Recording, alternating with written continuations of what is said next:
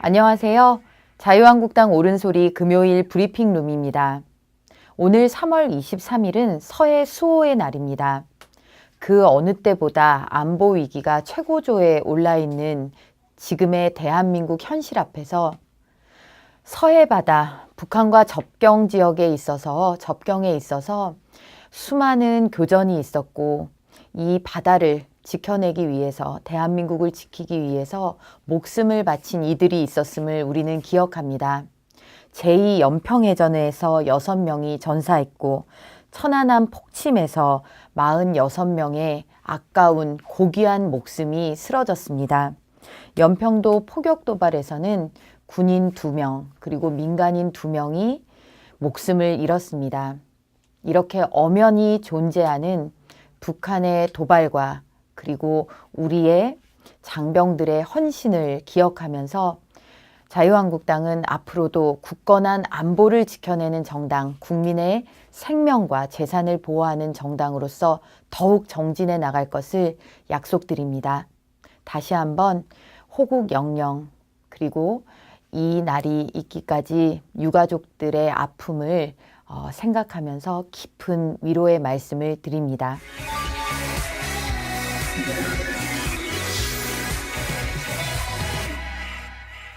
문재인 대통령이 시도하는 관제 개헌의 속내가 백일화에 드러났습니다. 청와대는 3일에 걸쳐서 개헌안을 쪼개기로 발표하면서 선거용 전략, 선거 기획사 같은 행태를 보였습니다. 모든 국가법의 근간이 될 헌법을 지방선거를 위한 홍보수단으로 전락시키고 3일간에 걸쳐서 벌어진 개헌쇼에 참으로 안타까운 마음을 금할 수가 없습니다. 문재인 대통령과 그 지지 기반이 바라보는 개헌이라는 것은 무엇일까요?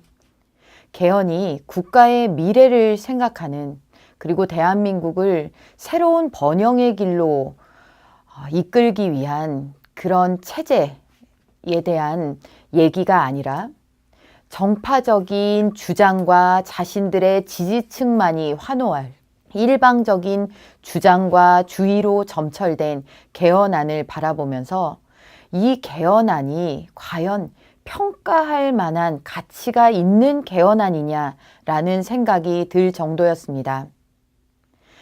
대한민국의 헌법이 그동안 우리를 지탱해온 대한민국의 근본 정신인 자유민주주의와 시장경제를 뿌리부터 흔드는 내용들로 점철되어 있습니다. 헌법 전문은 그들만의 잔치를 벌이듯 사회 통합을 저해하는 내용들로만 채워졌습니다. 온갖 저항들을 기록하겠다고 하면서 정작 이 나라가 어째서 생겨났고 어떻게 여기까지 걸어왔는지 그 주축이 된 그런 역사적 이벤트와 세력에 대해서는 어찌된 일인지 하등의 이야기가 없습니다. 도대체 이 나라는 누가 어떻게 만들고 어떻게 여기까지 끌고 온, 여기까지 올려놓은 나라인지에 대한 흔적들은 헌법에서 찾아볼 수 없도록 그렇게 되어 있습니다. 경제 관련 내용은 참담할 지경입니다. 온갖 허울 좋은 미사 여구를 가져다 붙이더라도 경제의 근간이 자유로운 경쟁, 개인의 사적 자치, 그리고 개인의 재산권을 보장하는 그 내용을 흐트러뜨린다면 그것은 악법에 불과합니다. 자의적인 법이야말로 국민들에게 가장 위협적입니다. 하물며 그것이 헌법이라면 어떻겠습니까?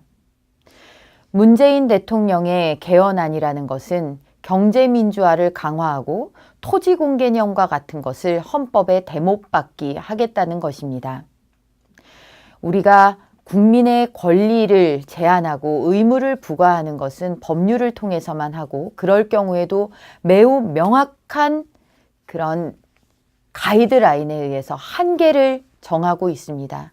그런데 그것이 공공, 합리와 같은 그런 애매모호한 말로 어찌 보면 국민의 감정, 여론, 민심 이런 말로 개개인의 재산권을 침해할 수도 있고 사적 자치를 침해당할 수 있는 그런 길이 열린다면 그것은 얼마나 끔찍한 세상이 되겠습니까?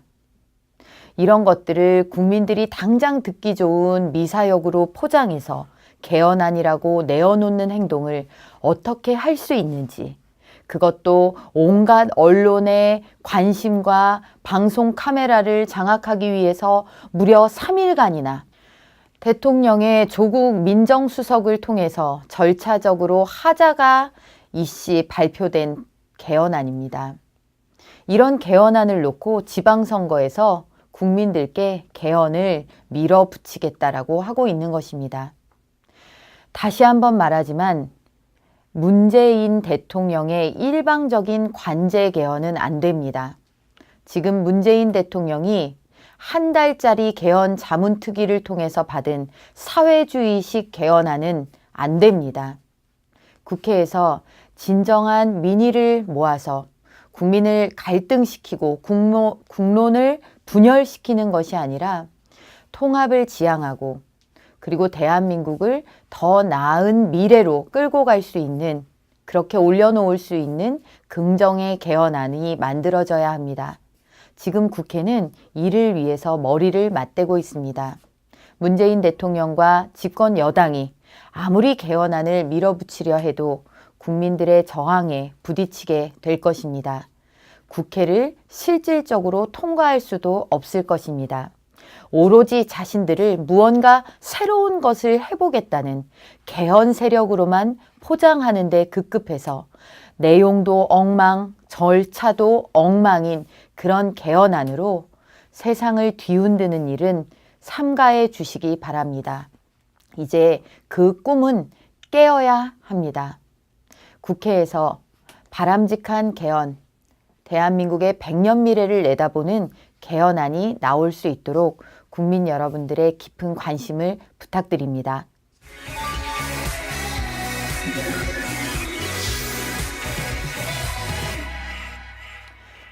문재인 정부 출범 1년이 다 되어 갑니다. 여러분은 문재인 정부의 시작하면 무엇이 생각나십니까?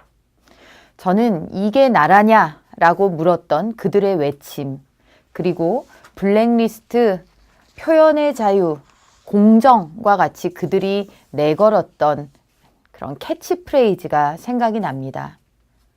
블랙리스트를 그토록 비판해 왔던 문재인 정부, 그러면 지금 그들은 어떻게 하고 있을까요? 최원목 이화여대 교수가 공개한 청와대 직원과의 녹취록은 우리에게 심각한 충격을 주고 있습니다. 전문성 면에서 심사위원들에게 1등을 받고도 이 정부에 반하는 보수 성향의 시민단체의 운영위원으로 활동했다라는 이유로 이분은 주미경제공사에서 탈락을 했습니다. 이 정부가 그토록 비판했던 블랙리스트, 그 블랙리스트의 진짜 활용점정을 보는 듯 합니다. 내어놓고 하면 죄가 되지 않는 것일까요? 더더군다나 그들은 이런 행태를 누구보다도 비판했던 사람들 아닙니까? 더더군다나 이 건은 주미경제공사 건으로 무엇보다도 한미 경제 통상에 있어서 난항을 겪고 있는 우리나라의 상황을 비추어 볼 때 전문성이 무엇보다도 중요한 그런 자리이자 시기였습니다. 그런데 전문성은 자신들도 인정해 놓고 정치 성향 때문에 탈락시켰다는 것입니다. 이것은 그냥 블랙리스트도 아니고 다크 블랙리스트라고 불려야 마땅할 지경입니다. 논란이 거세지자 내놓은 청와대의 해명은 더 뻔뻔합니다. 대통령의 국정 철학을 뒷받침할 수 있는 후보인지 검증하는 것은 통상적인 검증 절차에 포함된다. 보수 성향이어서 배제하려는 의도가 아니었다. 이 말을 믿을 사람은 아무도 없을 것입니다. 자신들이 그토록 비판하고 그 비판의 힘으로 정권까지 차지한 그런 문재인 정권입니다. 그 문재인 정권에서 자신들도 똑같은, 아니 더 심한 일을 벌이는 이 형국을 우리는 지켜보면서 그들의 위선과 거짓의 민낯을 봅니다.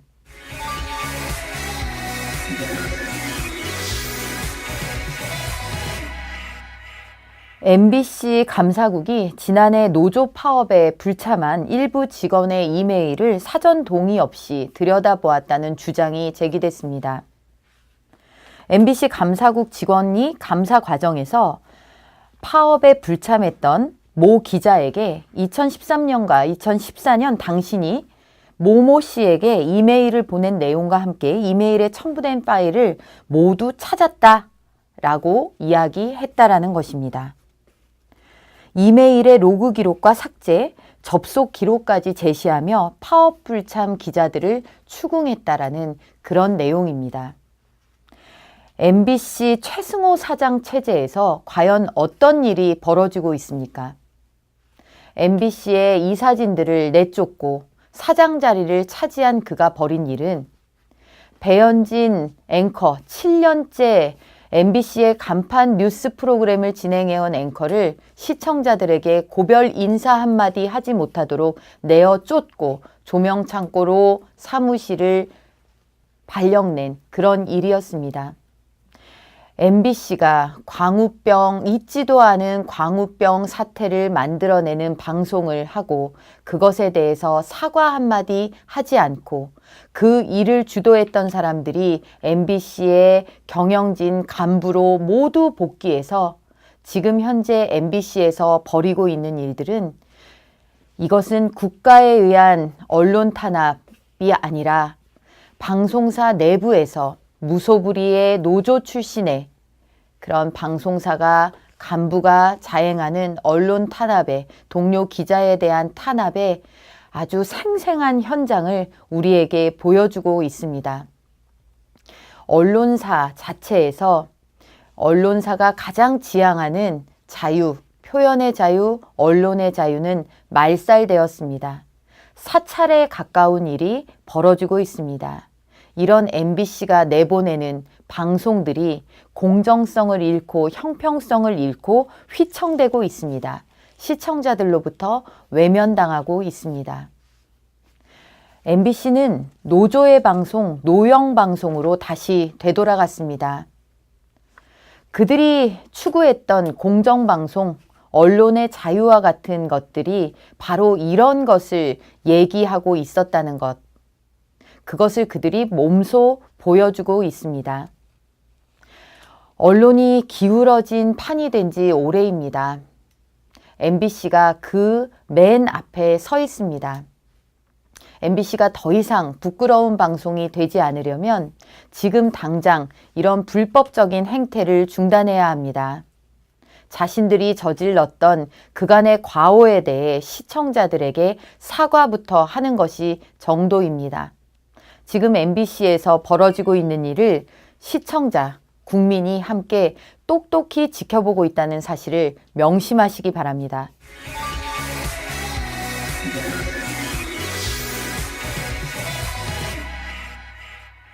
지방선거를 앞두고 청와대와 집권 여당이 벌이는 행태가 도를 넘었습니다. 지방선거에 유력한 출마자만 나오면 신상털기를 한다는 이야기가 나옵니다. 우리 당의 공천이 확정된 울산시장의 경우는 공천이 확정되자마자 경찰의 수사선상에 올랐습니다. 과거에도 이렇게 무자비한 정치 탄압은 없었습니다. 말로는 민주를 이야기하면서 그 민주라는 허울 뒤에 숨어서 정치보복과 정치 탄압을 일삼고 직장에서는 군림하듯 들어간 노조가 그 위세를 입고 비노조, 자신들의 노조에 속하지 않은 그런 다른 동료들을 탄압하는 이 현실이 우리 눈앞에서 벌어지고 있습니다. 그동안 우리는 무엇을 지켜야 하는지, 어떻게 지켜야 하는지에 대한 고민이 적었습니다. 그렇기 때문에 지금 이 순간 우리가 이토록 어찌 보면 속수무책으로 당하고 있는 것인지도 모릅니다. 이념과 가치의 소중함을 모르고 그것을 지켜내는 사람들의 헌신을 모르고 그들의 피해에 대해서 함께 아파하고 그들을 구제해 주는데 게을리했던 대가를 어찌 보면 지금 받고 있는지 모르겠습니다.